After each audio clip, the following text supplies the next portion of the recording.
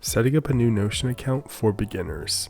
So first thing we're going to do is click on try Notion for free. Then we're going to enter in our email, continue with an email, and any email will do. They're going to go ahead and send us a link. We'll go ahead and click there, sign in with the magic link. And I love Notion. They make things super easy. Go ahead and type in the name of our account, set a password, and now we have the option of picking between a team or for myself. If you're joining an existing team, you'll click that, but most of you will just hit for myself, and you can always switch back over to a team if you do for myself. So go ahead and do for myself for now, and they give us a bunch of things. You can clear the templates or we can go through them. I'm gonna go ahead and just hit okay. So we have a lot of things here and you can move things around. Everything works in blocks. You can even share this Notion page and pull it up as a website and paste that in. You can see that link publicly. It's really awesome. And these websites are completely live. So if I just type in hello world in just a moment, it's going to go ahead and show live on the other tab, and you can share these links, and you have a bunch of other options, which we'll get into in a later video. Now we also have all these other settings, which you can dive into later. And I like to turn the email notifications off and just get the push notifications, keep everything within the Notion app. And you can check out